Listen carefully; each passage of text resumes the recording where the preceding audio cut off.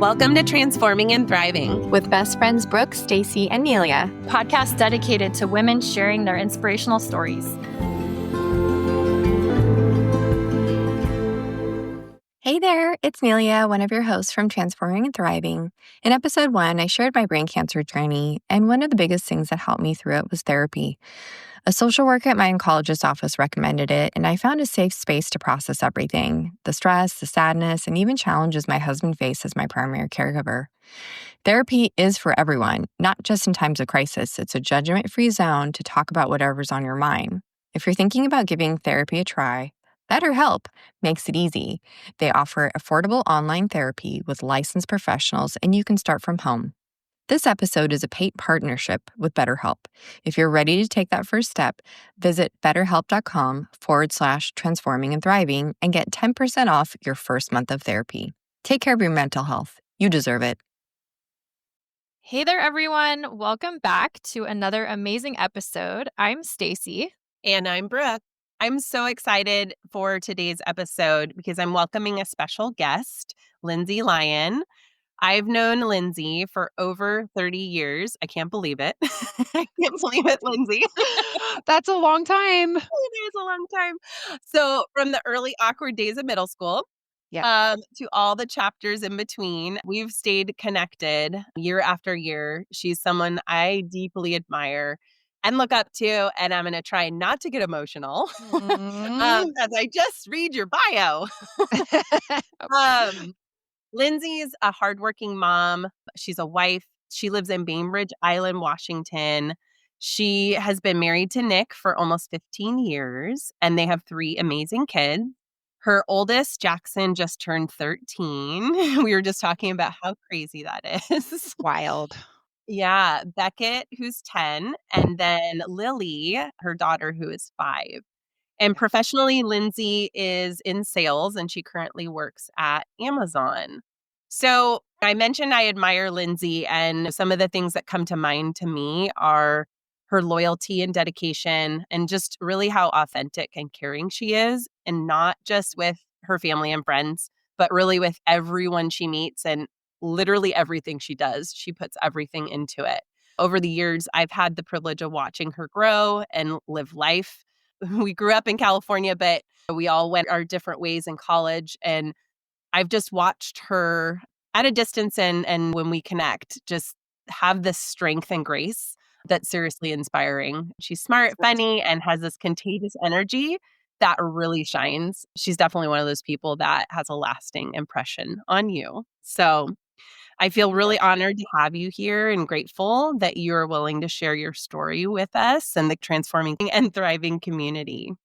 Oh, well, thank you. That was an unbelievable intro. Thank you. I don't know if I'm deserving of all that, but I really appreciate it. And I feel the same about you. And I'm just excited that you've started this endeavor, and I'm happy to be here to help kind of shine some light on some things I've gone through. So thank you. Yeah, thank you so much for being here, Lindsay. How are you Yeah. doing today? I am good. I'm doing well. We just came off of a power outage. I was telling Brooke, we've kind of just been hit with all sorts of stuff this year, which is some snow days, then a power outage, still out. Hopefully they'll restore soon, but the benefit is actually being in the office cuz I have light and warmth. So it's a good day. It's a good day. What a perspective on being at work. Yeah, absolutely, right? Oh my gosh. Well, hopefully your power goes back on at home once you actually get back there. Thank you. Yeah. Well, I'll just dive right in if that's okay. Um, Yeah. Can you walk us through a significant life event that had a profound impact on you? Yes, absolutely. I think the best way to kind of start is to go back to when I was younger. As Brooke mentioned earlier, I've known her for 30 years, which is just insane. But I think need to step back to kind of the end of high school, which is helpful to explain kind of the background and where this event kind of led me. And so I was your kind of typical kid growing up, super, super active. To set the stage, I type A personality. So I'm a people pleaser, if I can say that. I know people are working on that these days, but people pleaser, want to kind of be in control, do the best I can at everything I do, that sort of thing. Like I said, sports were a huge part of my life growing up. I started with soccer and then did volleyball, had some softball in between. And my biggest thing that I did was dance. So I danced competitively from when I was about 4 until I was around 18 years old. So that really defined me and just was really a huge part of my life and what I did. So, yeah, that was I would say, like, that in I guess in both good and bad ways, as I'm about to kind of explain, there is that kind of image with dance that you wanna keep up, and I don't know, I was always kind of aware of who I was personally, physically, all of that kind of as I went through dance, but never really thought much about my appearance, how I felt, any of that until I was about to go to college. Mm. Um, I so I was accepted to UC Santa Barbara. I was going on 18. I was still dancing. Didn't plan to dance in college, but was finishing up my, I guess you'd say, career, my dance career back home before college. And a distinct kind of moment happened. I part of our dance our dance studio participated in these bridal fairs, and they were like put on locally, and our dance teacher was really good friends with some of the people who directed them and had asked a group of us that were 18 and older to model in these bridal shows. And so I was super excited, had never done it before, kind of started the process, was fitted for the gowns. And then there was one evening that we were doing one of our dance classes, and I remember my teacher had made a comment to me, something to the effect of, "You really could stand to drop a few pounds before the show." Oh, And yeah, no. I know it's like something you see on TV, but it was something that was very real in my life, and Oh my gosh. I I don't think that she said it to be mean per se. I think it was a thought, right? But like an 18-year-old girl, like that is not something you say to her. um No. It's a very thoughtless thought. But yeah, exactly. very Like insensitive. 100%. And the reason that that was kind of important was also because I was going into college, and at that time, they said the freshman 15, like you go to school and you get to eat whatever you want, and I really feel like the combination of her comment and the I'd say like the unknown of college, like what I was about to experience, and the only known at that time was going off maybe partying and gaining weight. Like, I immediately kind of had this mindset where it switched, where I was like, "I am gonna control this, and none of that's gonna happen to me." So it was an, I guess, innocent thought, but it crept into my mind at that time. And so because I was at the end of high school, I wasn't gonna be dancing as much, I wasn't playing volleyball anymore, I really wanted to find a way to stay in shape. And so the gym became my second home. I was there a lot. I worked out a lot. And I think the kind of the combination of all of that going into college set me on this path where when I would start to hear comments from people like, "Wow, like you're looking great. Wow, have you lost any weight?" That sort of thing. That started to fuel me and actually made me more determined to continue down that path, to continue to lose weight or start to be restrictive maybe a little bit on what I was eating, trying to eat what I thought was healthier, which was just kind of more restrictive. And I would say that was the start of what became like a full-blown eating disorder.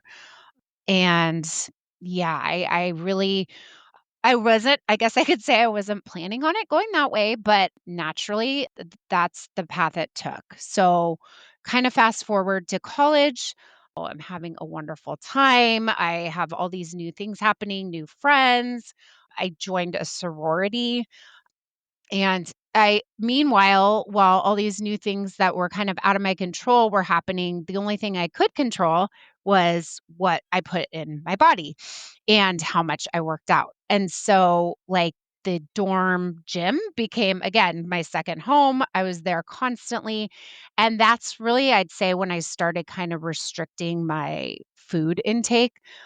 I honestly can't remember everything that I did, but I would pretty much, I know this sounds kinda crazy, but I ate a lot of, like, dried fruit, which was kind of weird to me, but I felt like that was, like, quote, "healthy" still, and a lot of, like, salads, but it wasn't enough to probably sustain me for the day.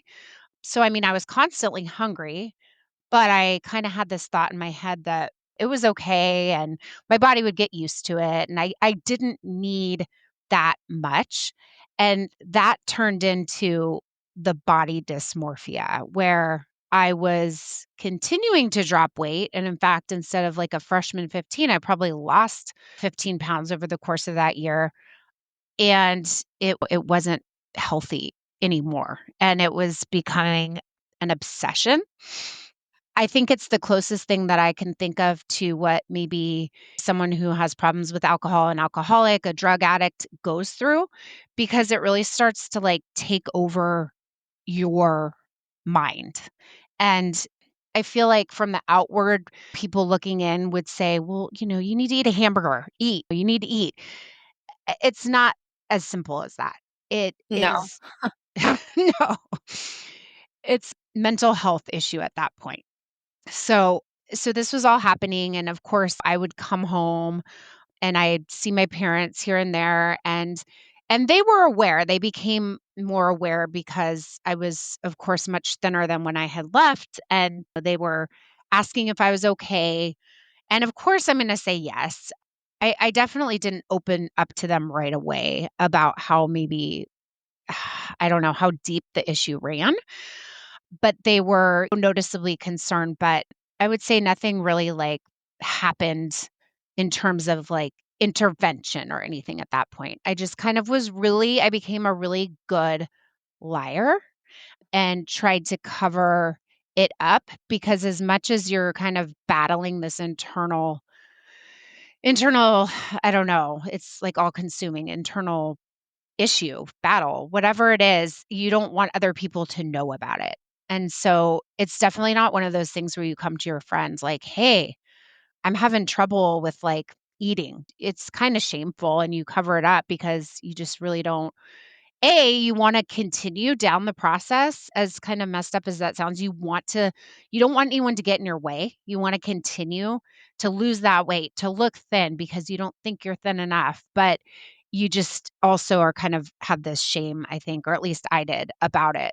So, yeah. Absolutely. No, I completely understand that, and I've heard that from so many people, and I relate a lot to what you're sharing. I had a very Mm, similar experience, not the same experience as you, but I went to college and was in a sorority and had a lot of these same battles, mhm, and I feel like there definitely is a lot of shame.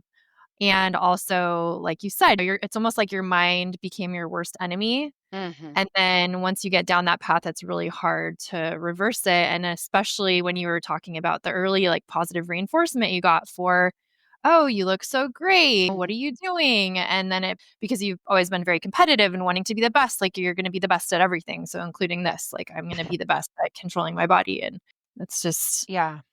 very difficult to come out of that. So I really, really appreciate you being so open and sharing just in such an eloquent and beautiful way, like how, this process and how this path and journey started for you. And yeah, it's a very, very hard thing to talk about that I think is very, very important. So I really appreciate you, yeah, just being so open and sharing. Yeah, absolutely. Well, and I think what's interesting too is, like, what I think is really great currently in this day and age is that there's so many more, like, body positive campaigns, or like taking care of yourself, or make this time for you, and I just feel like we're in like a better place now than 25 years ago. Um Totally. yeah, it was just more like you felt it was a little more lonely, and like I said, I mean, it was a lot more like you're kind of feel like you're the only one going through it. Whereas now I think that there's just a lot more support and like, I think discussion around issues that we have now. Mental health is so important.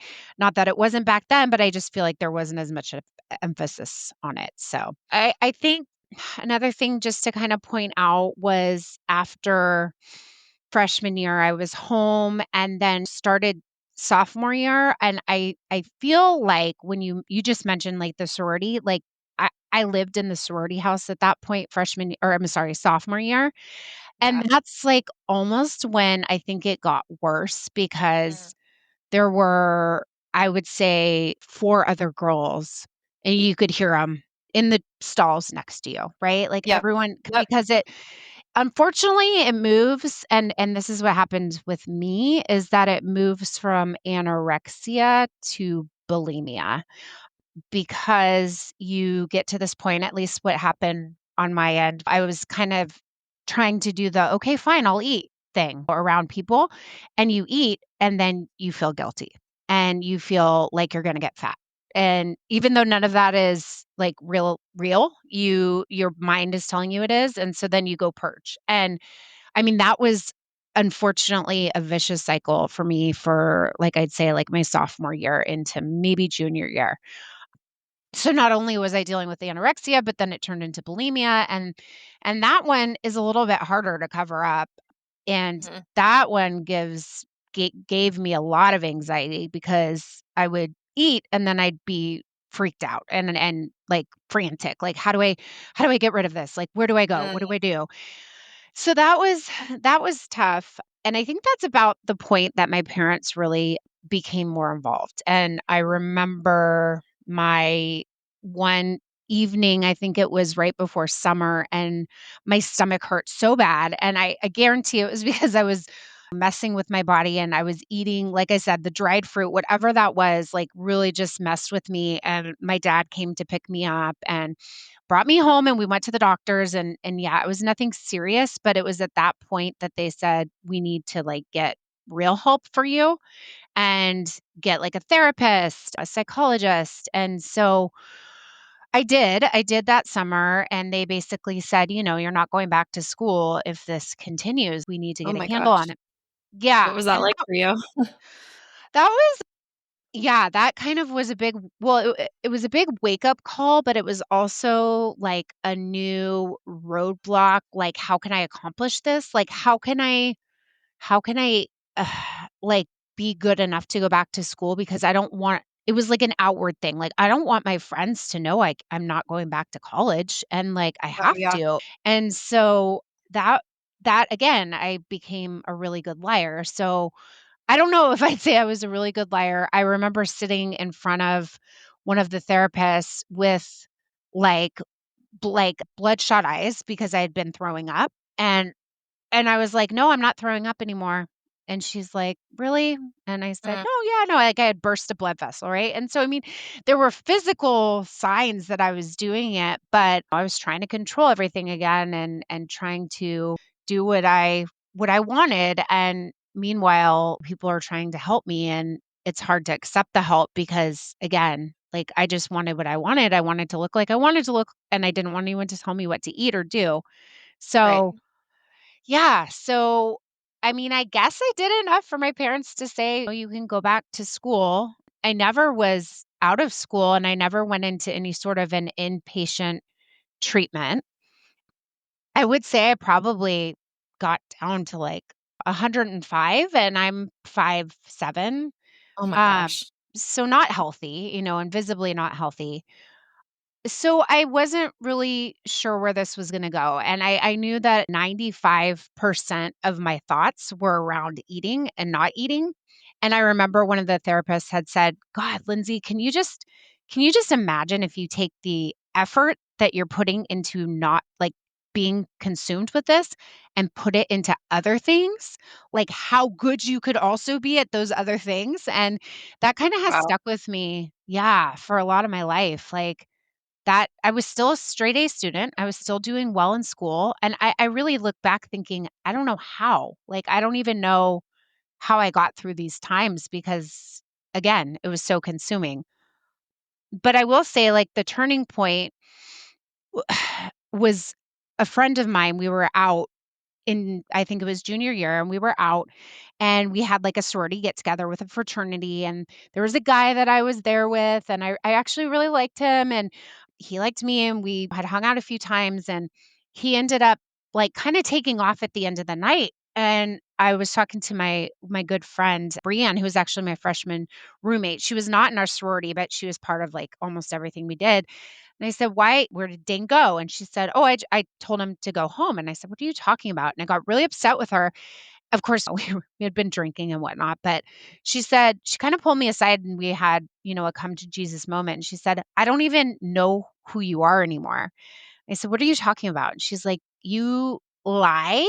You don't tell me the truth. I don't even know who you are." And it was like such like it just really hit me that I was affecting so many other people, because that was not ever my intent with any of this. Of course, it was all my thing, but I guess that was kind of, I don't know, just a turning point where it hit me that I was affecting other people so much and I didn't want it to be that way forever.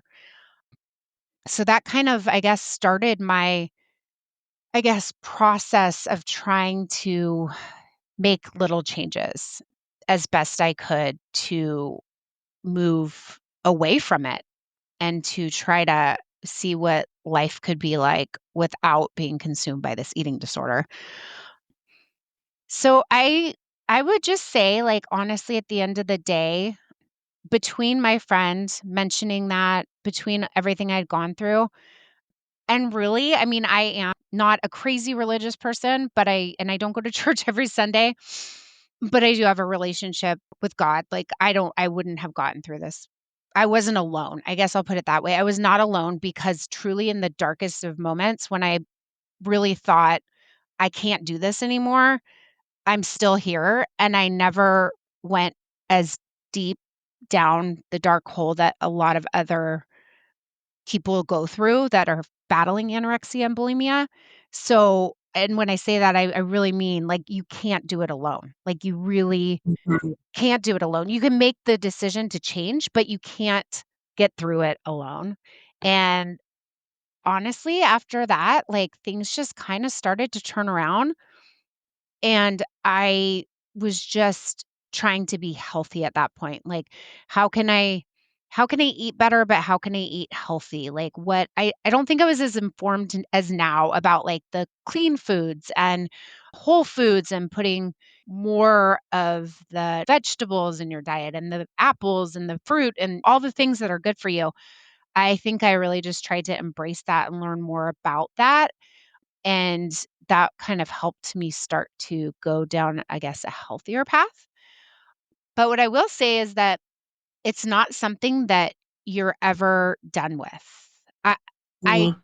can't say that it's not controlling my life anymore. It's a small voice, but there's always gonna be something that you think about. I don't think you can ever say, like, I'm done with it and it's never a thought in my head. Um, and I Yeah. think, right? Like, that could be part of, like, you comparing yourself, like, to others even though you try not to, or I don't know. I wish my legs were a little thinner or, like, little things, but Sure. things that you're constantly, like, maybe in the back of your head that you're toying with, I guess. Yeah, I'm sitting here listening to you, and I truly enjoyed listening to you and Stacie talking and relating. Obviously, I don't like that you have that connection and Yeah. similarity, but I learned so much from listening to both of you, and obviously knowing you for 30 plus years, I know a lot of the story, but there's so much that I didn't know that you went through. Yeah. And I appreciate your honesty, and really it's so brave for you to share, and really happy that this platform is available so that others can learn from you and listen and Yeah. hear what you went through and give them some hope and inspiration for sure. Yeah, I appreciate that. I actually haven't ever really come out with my full story, so thank you Yeah. for giving me that opportunity. I know when I first reached out, I was kind of, I guess, a little nervous, right? Anytime you bring up something big that's part of your life. It's hard, but like I had mentioned before, like, I don't think I went through this to, like, stay quiet, though it's not like I'm going on talking to youth about it, but I do believe that I think it's something I should share, and there's a reason behind it, and Yeah. maybe it'll affect somebody else or help somebody else or who knows, right? You have no idea, but I'm happy to share it. Yeah, and along those lines, would you mind sharing I think there's people that might either have a sense or suspect that maybe somebody is going through an eating disorder or maybe showing some precursor behaviors. Maybe someone's concerned about a loved one or there is somebody that has been diagnosed. What are some, I guess, unhelpful things for somebody Mm, to say or do during those times? I know you kind of had mentioned some of the comments that were well-intentioned or some yeah. that were very not helpful at all. But Yeah. what would be some of those things that are like what not to do and maybe like a to do instead? Yeah. So I think, again, when you're in it, there's so many internal thoughts that people outside don't know about. So I would say, like, to start off, I think something you could do is to be there for the person that you think is going through this and to listen. I think Mhm, listening, if that person wants to open up, listening is huge. What's not helpful is trying to push them away from it, where you come in, maybe they share something with you. Oh my gosh, no, no, no, you look great. No, no, no, no, mhm, you look amazing. You don't have a prop. What are you talking about? You don't need to be thinner. And just really kind of that like chatter that, I mean, while it might be well intended, it's not something that is helpful when your mind can't wrap its head around it. When you can't mhm, wrap your mind around that. So I think not trying to, I guess, dissuade the person from what their feeling is to validate it and to understand and say, wow, it sounds like you are going through something. Like, what can I do? How can I help? Really just kind of offering an ear and a shoulder versus trying to, again, push them away from what their thoughts are. Because in their minds and in my mind, and maybe, like Stacie, and it's valid. Like, you can't right, tell me that I don't feel that way, and you can't tell me that I'm this because I really believe otherwise. So it almost just would makes the person more upset and more like resistant when people are trying to kind of say, "It's okay. No, you got this." It's better to just listen, I think. So, yeah, just to encourage someone going through it that there is a way out, but I think the biggest thing that that individual needs to do is to accept the help on their end. So no one can force you to do that, right? It's just like I said, I mean, it's just easiest to compare it to alcoholism or drug addiction is no one can force you to do it. You have to be willing and you have to be open to trying to make the change. Otherwise, no one can do it for you. I think if loved ones are trying to help, like, let them as best you can, and they're the ones that see the real you, and so when you come out, hopefully, on the other side, the person will realize that they were incorrect, and these people who care about them were the right ones, but that has to be down the line. That's the next step, not the first step. yeah, it sounds like definitely a process for Yes. sure, but Yes. so well said. Thank you. Yeah. Yeah, I think what you have shared is so valuable because I think that many people might not fully understand what it's like unless they've lived through it themselves. It offers so much valuable insight into just the complexity and the process and the ebb and flow of that what this journey can be and how you mentioned that people can, be well-meaning, but sometimes maybe approach it in a way that isn't helpful. And so the reminder to listen and you have to be in that place in your journey where you are ready and open and it is a priority and important and you're prepared to make a Mhm. change. But I really appreciate how you were just really open about sharing that the voice is quieter, but there are moments where it comes back and it's not something that's ever going to go away. Sure. Yeah. Which I feel because I had a child and your body changes and then you go through like hormonal changes and all that and things come up again. And it's so Yes. I'm curious for you,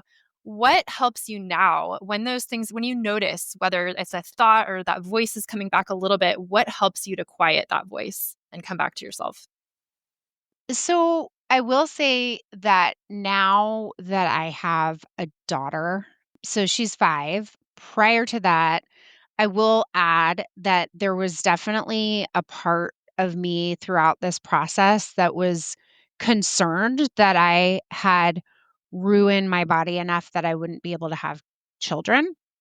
And so, like, that was always looming. So I will say that, like, as I got older, that was actually a big driver for me, though it didn't, like, address every single one of my, like, body issues. I was more thinking about my future, and would I wanna look back thinking that I was the reason that I ruined this, because I always wanted to have kids, and that was part of my plan, and we know plans don't always go as you expect, but that was definitely part of it for me.